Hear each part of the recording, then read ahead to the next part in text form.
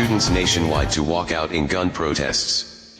Thousands of students across the country plan to stage walkouts Wednesday to protest gun violence, 1 month after the deadly shooting inside a high school in Parkland, Florida.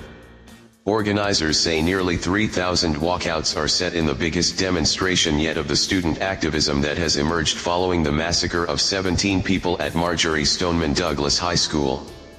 "I wanted people to know that Stoneman Douglas will be the last school this happens to," said Stoneman Douglas student Julie Brighton. "We wanted to make a change. We want to be the generation that changes everything." The coordinated walkout was organized by Empower, the youth wing of the Women's March, which brought thousands to Washington, D.C., last year. The group urged students to leave class at 10 a.m. local time for 17 minutes, 1 minute for each victim in the Florida shooting. "We the young people of this country are advocating for change and we want change now," said Cincinnati High School student Michaela Stover.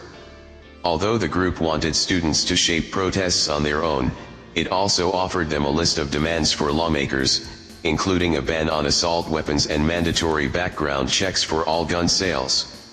"Our elected officials must do more than tweet thoughts and prayers in response to this violence," the group said on its website. Students in the tri-state area will be among those participating as well. Mayor Bill de Blasio and Governor Andrew Cuomo will be joining some of them at 2 schools in Brooklyn and Manhattan, CBS 2's Janelle Burrell reported. But the planned protests have drawn mixed reactions from school administrators. While some applaud students for taking a stand, others threaten discipline. Districts in Sayreville, New Jersey, and Maryland's Harford County drew criticism this week when they said students could face punishment for leaving class. But some vowed to walk out anyway. "I am worried about it, but I would rather fight for what's right than a little suspension," said Sayreville student Sydney Calder. Other schools sought a middle ground, offering teach-ins or group discussions on gun violence. Some worked with students to arrange protests in safe locations on campus.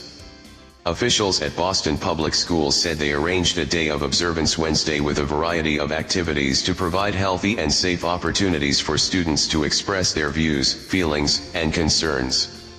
Students who don't want to participate could bring a note from a parent to opt out. Meanwhile, free speech advocates geared up for a battle. The American Civil Liberties Union issued advice for students who walk out, saying schools can't legally punish them more harshly because of the political nature of their message.